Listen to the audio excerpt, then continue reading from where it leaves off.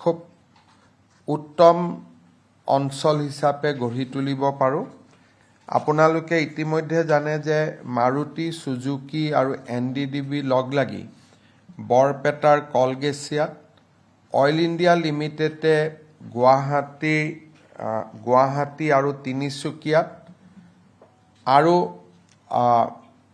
কাৰ্বি আলঙতো নেপিয়াৰৰ দ্বাৰা কেইবাটাও compress biogas plant বনোৱাৰ ব্যৱস্থা আৰম্ভ হৈছে।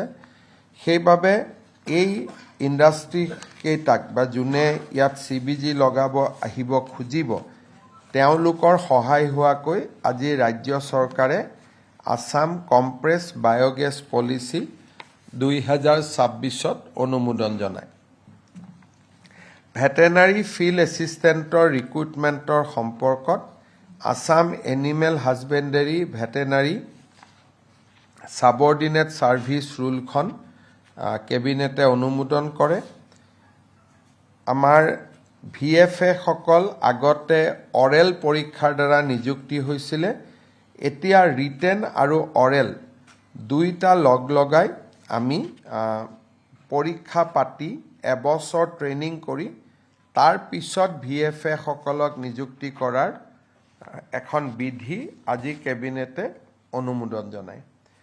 আজি কেবিনেটত Assam legal metrology government approve test centre rule 2026 ইয়াক অনুমোদন কৰে।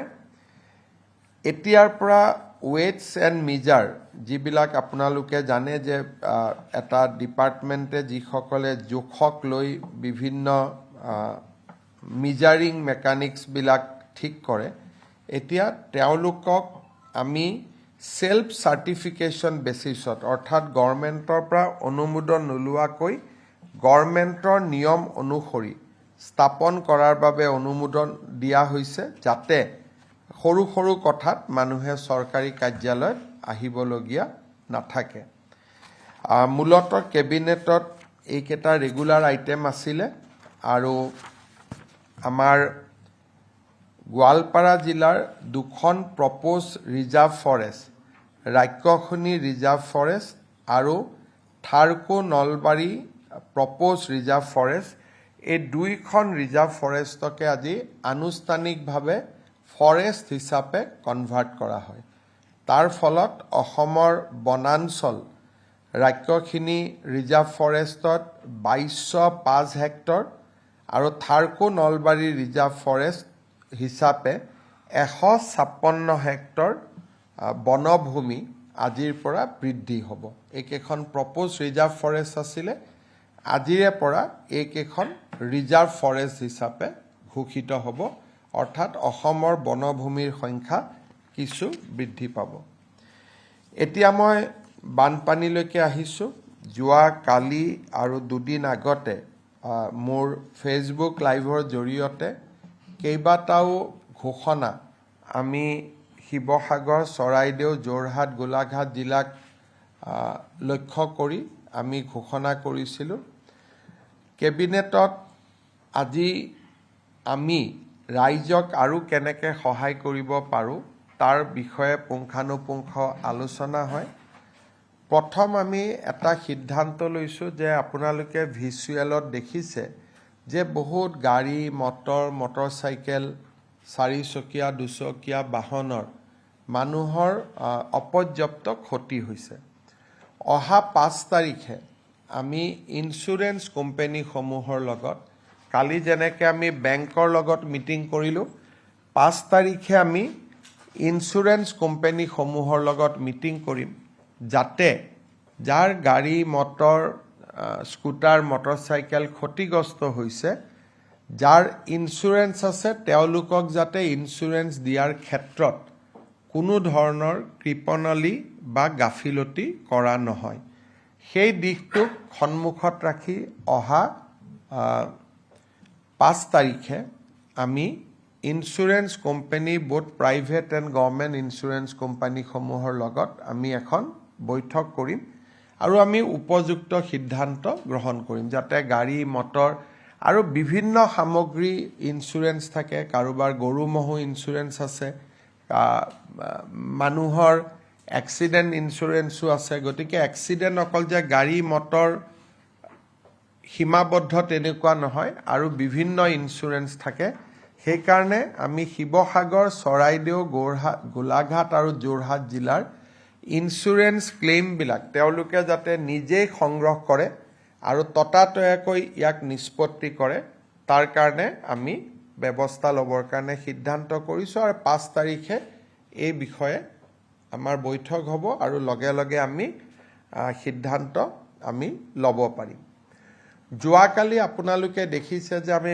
বেংকসমূহৰ ক্ষেত্ৰত আমি মৰেটৰিয়াম দিছোঁ 6 মাহৰ বাবে আৰু লোনটো ৰিএডজাষ্ট এবছৰ 2 বছৰ লোনক ঘূৰাই দিয়া যিটো সীমা তাকো আমি বৃদ্ধি কৰি দিছোঁ যাতে লোনৰ ইনষ্টলমেণ্টবিলাকৰ ক্ষেত্ৰতো আমাৰ ক্ষতিগ্ৰস্ত পৰিয়ালসকলে সকাহ পাব পাৰে এতিয়া আমি বেংকৰ লগতে বিত্তীয় সংস্থা বেংক এটা বেলেগ NBFC নন বেংকিং ফাইনেন্সিয়েল কোম্পানীবিলাক বেলেগ সো 5 তাৰিখে আমি NBFC সমূহৰ লগতো মিটিং কৰিম যাতে বেংকৰ ক্ষেত্ৰত আমি যি সকাহ দিব পাৰিছোঁ সেইটো যাতে নন বেংকিং ফাইনেন্সিয়েল ইনষ্টিটিউচনৰ পৰা যিসকলে লোন লৈছে তাতো সকাহ পায় বিশেষকৈ আমাৰ নিবনুৱা যুৱকসকলে ট্ৰাক বা গাড়ী যিটো ব্যৱসায় কৰে ম্যাক্সিমাম লোন তেওঁলোকে বেংকৰ পৰা নলয় তেওঁলোকে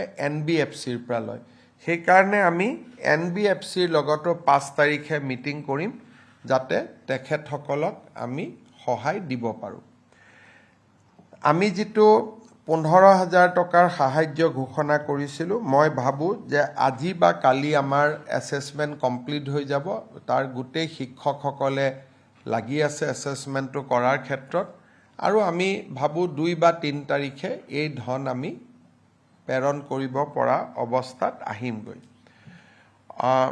অহা কালি ইউনিফৰ্মসমূহ ডিষ্ট্ৰিবিউশ্যনৰ কাৰণে ৰিডিষ্ট্ৰিবিউশ্যনৰ কাৰণে মুখ্যমন্ত্ৰীৰ সাহায্য পুঁজিৰ পৰা প্ৰায় 8 কোটি টকা আমি সমগ্ৰ শিক্ষা অভিযানক দিম আৰু তেওঁলোকে পুঁজিখিনি তৎকালীনভাৱে স্কুল মেনেজিং কমিটিলৈকে হস্তান্তৰ কৰিব গতিকে ইউনিফৰ্মৰ সমস্যাটো সমাধান হৈ যাব টেক্সটবুক যোৱাকালিৰ পৰা পঠোৱা আৰম্ভ হৈছে আৰু ষ্টুডেণ্টসকলৰো কোন ক্ষতিগ্ৰস্ত ষ্টুডেণ্টসকলৰো ডেটা লোৱাৰ যিটো কাম যাতে আমি 1000 3000 5000 পৰ্যন্ত সহায় কৰিব পাৰোঁ বুক গ্ৰান্ট তাৰো এছেছমেণ্ট ইতিমধ্যে এডুকেশ্যন ডিপাৰ্টমেণ্টে আৰম্ভ কৰিছে ফাইনেলি আজি আৰু কালি আমি আমাৰ জিলা কৰ্তৃপক্ষ আৰু ষ্টেট গভৰ্ণমেণ্টৰ ৰেভিনিউ ডিপাৰ্টমেণ্টৰ মাজত আমি এটা সামঞ্জস্য কৰি 7 তাৰিখৰ পৰা আমি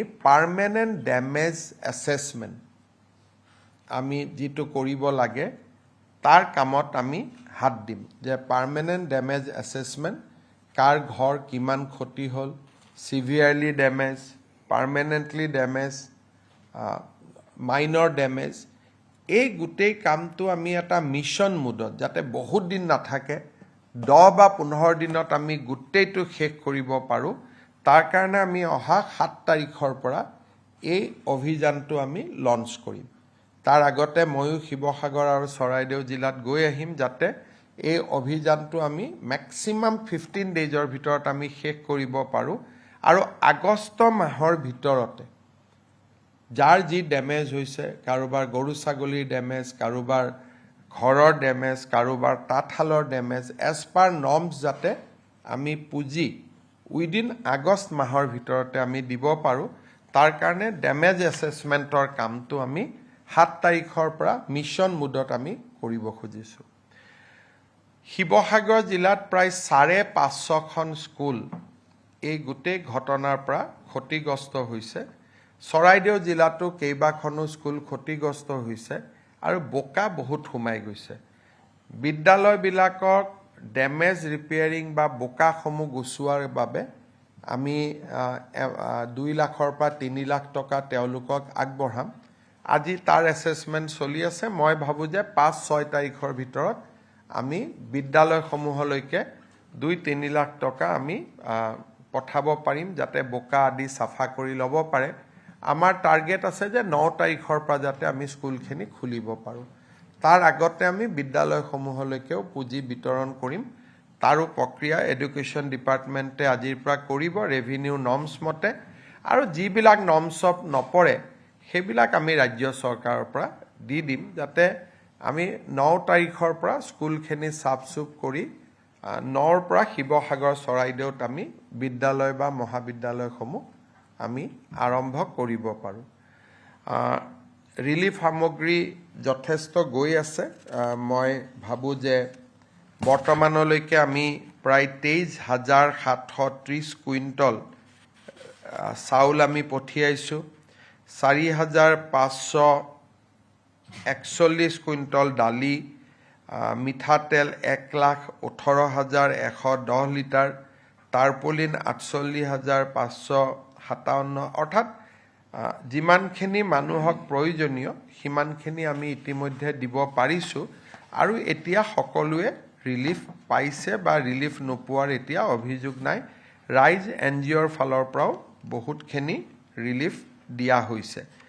আমি কাম কৰি গৈ আছোঁ আৰু আজিৰ পৰা আমাৰ মন্ত্ৰীসকলেও নিজৰ নিজৰ বিভাগৰ ডেমেজ এছেছমেণ্ট কৰিবৰ কাৰণে যাব 7 তাৰিখৰ পৰা মানুহৰ বা পৰিয়ালৰ জীৱ-জন্তুৰ ক্ষয়ক্ষতি ডেমেজ হোৱাৰ পিছত 1 ছেপ্টেম্বৰৰ পৰা আমি ৰাস্তা ঘাট মথাউৰি এই ডেমেজবিলাকলৈকে আমি যাম য'ত নেকি আমাক যথেষ্ট পুঁজি লাগিব গতিকে সেইটো আমি নেক্সট ফেজত প্ৰথমতে পৰিয়ালসমূহক ঘৰলৈকে পঠাই দিব পাৰিলে ইনফ্ৰাষ্ট্ৰাকচাৰ ডেমেজৰ বিষয়ে আমি নেক্সট ষ্টেজত আগষ্ট মাহটো পাৰ হৈ যোৱাৰ পিছত ছেপ্টেম্বৰত আমি অনুমোদন দিয়াৰ কাৰণে যত্ন কৰিম কাৰণ তেতিয়া নতুনকৈ পানী অহাৰ সম্ভাৱনা নাথাকিব আৰু যাতে ৰাস্তা ঘাট বনালেও যাতে টকা পইচাৰ ক্ষতি নহয় সেই দিশৰ পৰা লক্ষ্য কৰি আমি শিৱসাগৰ চৰাইদেউ জিলাৰ বাবে দুটা ভাল পেকেজ আমি কৰিম যাতে ৰাস্তা ঘাট আমি ভাল কৰি আগতকৈ ভাল কৰি আমি বনাব পাৰোঁ গতিকে বানপানীৰ ওপৰত এইখিনি আজি সম্যক আলোচনা আছিল কেবিনেটত আপোনালোকৰ যদি কিবা প্ৰশ্ন আছে আপোনালোকে কৰিব So, sir, many political parties and student organizations are demanding the presence of Honorable Prime Minister Narendra Modi ji. You see, these are questions to be debated. Yesterday, governor has gone. Many people are criticizing now that DCs will remain busy with the governor. So, whether you need high-profile visit at this point of time, PM is helping us by banking moratorium. PM is sending money. PM is empowering me to do whatever I want to announce. He has empowered me to do. So we are already in constant touch with the Prime Minister and Home Minister. So their personal visit at this time, whether it will help the relief measure, that is the question. But otherwise, normally what I feel, even I have not gone for their last 7-8 days. If I go, I will be accompanied by 20 to 25 vehicles. Then people criticize thereafter. Even some student organizations are giving warning, you come here but don't come with escort pilot. So those things are also there. So you have to decide whether you need his presence at this time or you need his support. So far as support is concerned, we are getting it. But whether his visit will somehow help us at this moment, Dibrugarh, Sibsagar, Saraideo, that is to be seen and decided. And I don't have any comment on this because I think that he has empowered state government enough. We are working very systematically, solidly.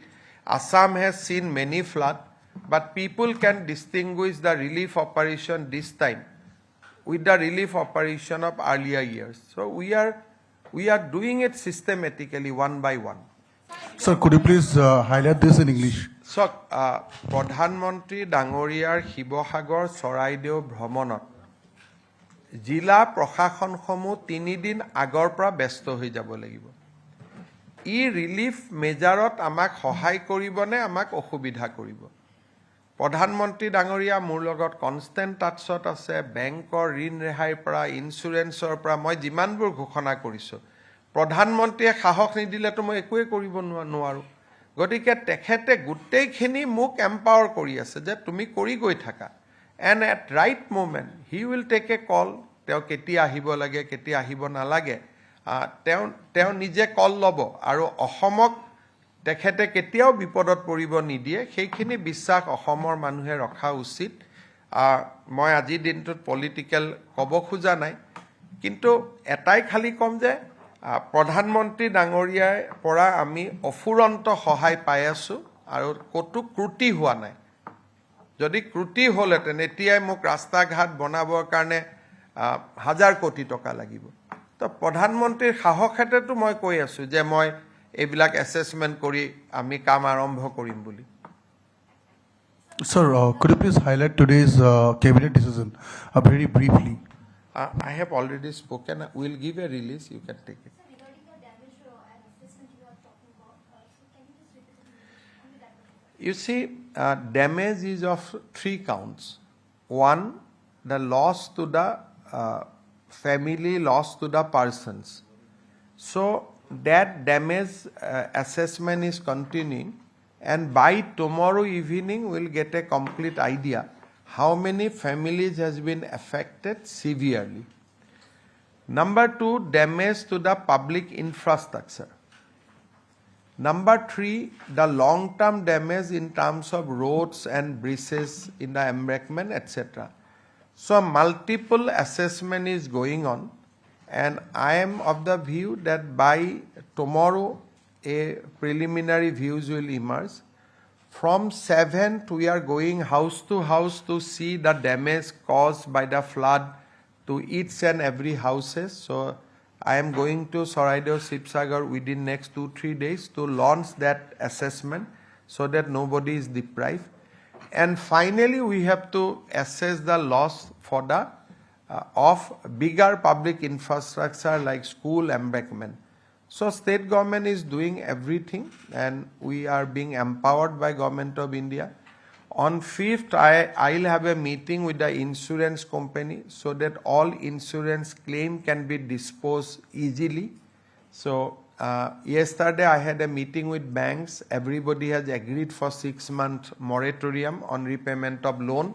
And on 5th again we will have a discussion with NBFCs so that non-banking financial institute also extend moratorium. So multi-pronged work is being taken up. काम हो रहा है सारे angle से और हम लोग करते रहेंगे Sir, এটা কথা আপুনি উল্লেখ কৰিছে যে 9 তাৰিখৰ পৰা বিদ্যালয়লৈ ছাত্ৰ ছাত্ৰী যাব পাৰিব সেইটো কাম কৰি আছে তাৰ লগতে শিৱসাগৰত কৈছে 550খনমান বিদ্যালয় ক্ষতিগ্ৰস্ত হৈছে যিবোৰ বিদ্যালয় বেছিকৈ ক্ষতিগ্ৰস্ত হৈছে তেওঁলোকক ছাত্ৰ ছাত্ৰীসকলক স্কুলত কিবা বিকল্প ব্যৱস্থা কৰিব নেকি ইউজুৱেলি শিৱসাগৰত বিদ্যালয়সমূহৰ ঘনত্ব আন জিলাতকৈ বহুত বেছি গতিকে যেতিয়ালৈকে এখন বিদ্যালয় হৈ নাযায় কাষৰ বিদ্যালয়খনতো ছাত্ৰ ছাত্ৰীসকলে পঢ়িব পাৰিব কাৰণ আমাৰ আন জাগাৰ তুলনাত শিৱসাগৰ আৰু চৰাইদেউ জিলাত স্কুলৰ সংখ্যা বেছি আৰু কৰবাত যদি কোনোবা এখন স্কুলৰ বিল্ডিংটো ক্ষতি হৈছে কাষৰ স্কুলখনত গৈ পঢ়িব পাৰিব আৰু যদি আমি 9 তাৰিখলৈকে সাজি নহওঁ আমি আকৌ 15 তাৰিখলৈকে পিছুৱাই দিম ইয়াত কোনো ধৰা বন্ধা ৰুল নাই যে 9 মানে 9 হ'ব লাগে 9টো এটা আমি টাৰ্গেট লৈছোঁ কিন্তু যদি আমি 9ত সফল নহওঁ আমি 15 কৰি দিম কিন্তু আমি ষ্টুডেণ্টক কোনো কষ্ট বা অসুবিধা হ'ব নিদিওঁ Sir, some people it being to our notice that some people have criticized us that CM Relief Fund. So as we have also announced, what is that criticism? So they're saying that we don't have to pay in CM Relief Fund. It's a misuse. There is no compulsion, but will people listen to them? The question is that will people listen to them? The people has tremendous faith on me. And they do not care about anything. That is why they have given me 102 seat. So people has tremendous faith on me, and I think these are the things which keep on people say CM Relief Fund is not fund of Himanta Biswa Sarma. That and it was there everywhere. So I think I don't know, being a responsible journalist, what interest you get out of all these. This reflect your own mentality also. Chief Minister, recently, Deputy Chief Minister of Nagaland, he also came and meet with you. Have you discussed anything regarding the issue? Look, at this stage, we cannot comment because Nagaland is also under the flood. They are also in suffering mood. So these things can be discussed once things are over. So it is not that Assam is under flood. Nagaland is also gripping under flood. There is tremendous damage in Mon and Mokoksung district. So after once it is over, these are geography. So these are not man-made kind of things that Nagaland and Assam has been put as a neighbor by some people. We were put as a neighbor by the nature, by God, and we share geography. So we'll discuss what is the issue, how it has happened, what is the solution. We'll discuss, but there is a right time to it, right time for it. But we must also have empathy for the people of Nagaland, Arunachal. Also, today there is a flood in Orissa. Flood is in Gujarat. So while we are fighting with the flood, we should have empathy for all the people across the country who are suffering in the flood. Then course correction we can discuss after flood. Maybe September, October we can meet CM Nagaland. We can see what is going on. By then, lot of satellite picture will emerge that what was happening, what will happen, what is the solution to that. I think all these, there are phases. At this time, we should discuss about relief and rehabilitation. Once it is over, then we will go to the cause. And I think lot of academicians are already discussing that what was the reason, why it has happened. So we'll discuss with everybody post-flood. Now, if we concentrate on those issues, then we will not be able to concentrate on relief and rehabilitation. Mr. Chief Minister, it has been seen that several private organizations and voluntary organizations are also going to distribute relief materials, and in some places commotion has been also reported. I think you should ignore all these things. I think by focusing why there will be commotion. I mean, everybody is helping and we should welcome it. I think these are the real materials. These things should not come in this platform. गड़बड़ी हो गया, एक कभी reel वाला लोग गड़बड़ी करवा भी देता है so that there is more likes and more this thing. So I think we should not focus on those. छोटा मोटा कुछ होगा नहीं होगा comments, then I also become real material. So we should not go by that. But largely, people of each and everybody has sympathy, empathy. But largely, people of Assam has cooperated. Each and everybody has sympathy, empathy, and everybody is in a mood to cooperate. Whether it is NGO, whether it is individual, all are helping. So we should not try to create confusion at this moment. Sir, V V ৰামজীৰ যিখন আঁচনি, এই আঁচনিৰে 34 minimum কিবা কিবি কৰিব পাৰি। এইটোৰ কাৰণে কিবা এইটো ভিভি জি ৰামজীত কৰিব পাৰিব, কিন্তু মানুহখিনিতো ঘৰলৈকে যাব লাগিব। So পৰিয়ালটোক শান্তিত লগাব লাগিব। সেইকাৰণে এই গোটেই কথাবিলাক ছেপ্টেম্বৰৰ পৰা আহিব। আগষ্ট মাহত আমাৰ কনচাৰ্ণ হ'ব যে ঘৰবিলাক মেৰামতি কৰাৰ কাৰণে আমি কেনেকৈ টকা পইচা দিব পাৰোঁ, আৰু ঘৰটো মেৰামতি কৰি মানুহখিনি ঘৰত সোমাই লওক, আৰু তাৰ পিছতহে আমি নেক্সট ষ্টেজলৈকে যাব পাৰিম।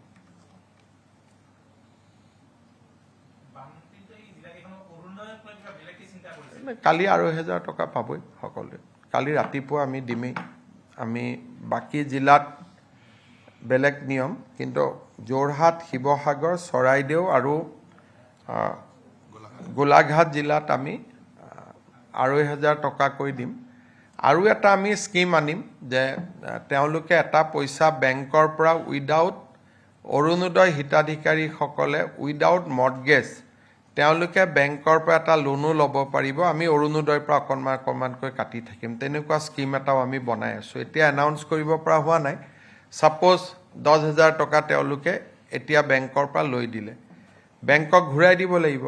তেওঁলোকে ঘূৰাই দিব নালাগে, অৰুণোদয়ৰ পৰা 100 টকা তেওঁলোকে ঘূৰাই দিলে, ৰাজ্য চৰকাৰে 100 টকা এডিশ্যন দি দিলে। চ' আমি বিভিন্ন ধৰণে মানুহক সহায় কৰিম। গতিকে বহুত চিন্তা চলি আছে কেনেকৈ সহায় কৰিব পাৰিম। গতিকে আপোনালোকে জানে যে মই নিগেটিভিটি দি কেতিয়াও ইনস্পায়াৰ নহওঁ। মই ভাবোঁ যে every crisis should be converted to the opportunity. Sivasagar চৰাইদেউত বহুত নোহোৱা কাম, বহুত ৰাস্তা আগত হোৱা নাছিল, এতিয়া এই সুযোগতে বেছি ভালহে হৈ যাব জিলাখন। গতিকে মই বিশ্বাস কৰোঁ যে যেতিয়া ক্ৰাইচিছ হয় তাত অপৰচুনিটি বেছি আহে। গতিকে আপোনালোকে দেখিব যে 2-3 মাহ পিছত দেখিব যে নহয়, আমাৰ শিৱসাগৰ চৰাইদেউ জিলাখন চৰকাৰে আগতকৈও বেছি ভালকৈ বনাই দিলে, ৰাইজক সহায় কৰিলে। গতিকে আমিতো পজিটিভ। আপোনালোকেতো আগতে বহুত বানপানী দেখিছে, ৰাজ্য চৰকাৰে এনেকুৱাকৈতো আগতে কেতিয়াও ইমানখিনি কাম নকৰে। 3জন মন্ত্ৰীটো আজি ইমান দিন ওলোৱাই নাই তাৰ পৰা। 3জন কেশৱ মহন্ত, সুশান্ত বৰগোহাঁই আৰু বিমল বৰাটো আজি 18 তাৰিখৰ 3টা বজাত তেওঁলোক গৈ পাইছে, আজিলৈকে জিলা 3খনৰ পৰা ওলোৱাই নাই। আমাৰ কাৰণে মানে মই এতিয়া পলিটিকেল ক'ব খোজা নাই, ৰীল বনোৱা মানুহবিলাকে আজমলক দেখি আছে কিন্তু সুশান্তক দেখা নাই। Date is the issue. গতিকে এতিয়া এইবিলাকৰ লগত আপুনি কি কথা পাতিব? গতিকে সেইটো এটা বেলেগ যে 3জন মন্ত্ৰীয়ে কাম কাজ এৰি তাতে বহি আছে, সেইটো দেখা নাই।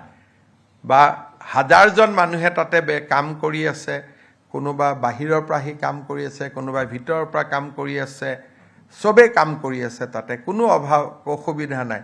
তাৰ মাজতো এজন ব্যক্তিক কেন্দ্ৰ কৰিয়ে ৰীল বনাই আছে যাতে তাৰ পৰাও এটা পলিটিকেল এডভান্টেজ ল'ব পাৰি। গতিকে এই কথাবিলাক মই ভাবোঁ যে মইতো এইকাৰণে কৈছোঁ চবেই সহায় কৰিব লাগে। এতিয়া ইয়াততো গোটেই বানপানীক লৈ আমি ডিল কৰি থাকিব লাগে, আৰু যাৰ নিজৰ একাংশ মানুহৰ নিজৰ পলিটিকেল ইণ্টাৰেষ্ট আছে নিজে কৰি থাকিব। কিন্তু আপোনালোকক মই বানপানীৰ পিছত ফটোবোৰ দেখুৱাম, আমাৰ লগত ভিডিঅ' আছে।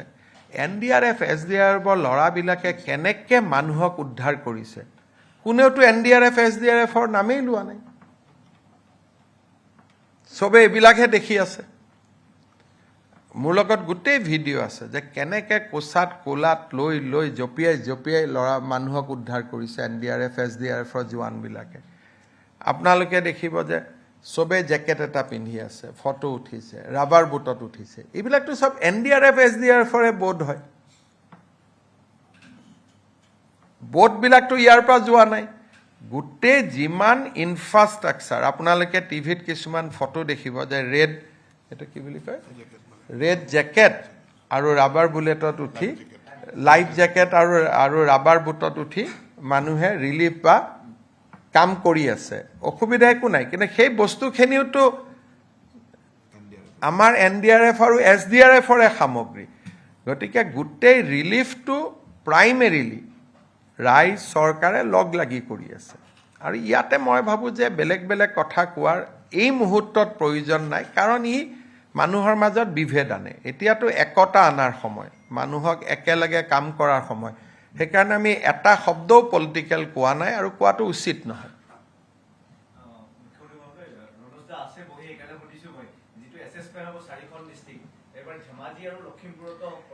ধেমাজি লখিমপুৰৰ চাওক পাৰ্থক্যটো, ধেমাজি লখিমপুৰৰ মানুহে বানৰ লগত সহবাস বুলি নকওঁ, বানক চেলেঞ্জ বা ফেচ কৰিব শিকিলে।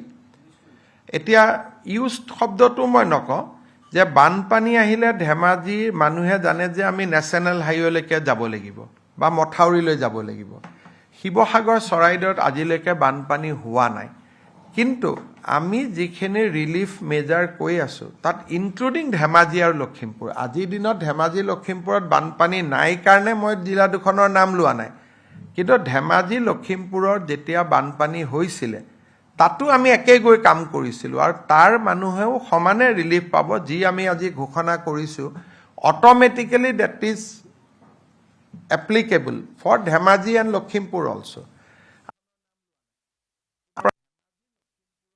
সাগৰ আৰু চৰাইদেউত উল্টা ৰিলিফ দিহে আছে গতিকে আপোনালোকে তাৰ পৰা আমাৰ অসমৰ মানুহৰ যিখন বহল অন্তৰ যে নিজে বানত আক্ৰান্ত আৰু লখিমপুৰ ধেমাজিৰ ৰাইজে যে বানপানীত আটাইতকৈ ডাঙৰ আশ্ৰয় নাও কেইখনে কিন্তু যেতিয়া আমি ক'লো যে আমাক নাও লাগে শিৱসাগৰ চৰাইদেউৰ কাৰণে তেওঁলোকে আপত্তি কৰা নাই যে আমাৰ ইয়াত বানপানী আহিব পাৰে আমাৰ পৰা নাও নিদিওঁ ইউজুৱেলি মানুহে কি কৰে যে মই নাও নিদিওঁ মোক লাগিব ইয়াত বানপানী আহিব আজিও অৰুণাচলত বৰষুণ আছে অহাকালি ধেমাজি লখিমপুৰত বানপানী হ'ব পাৰে তথাপিতো মইতো মেক্সিমাম নাও লৈ আহিছো মাজুলী ধেমাজি আৰু লখিমপুৰৰ পৰা এজন ৰাইজেওতো আপত্তি কৰা নাই সেইটোৱে হ'ল অসমৰ একতা অসমৰ ঐক্য আৰু অসমৰ সংহতি Sir, Nagaland, Naga Hill is also in a critical condition.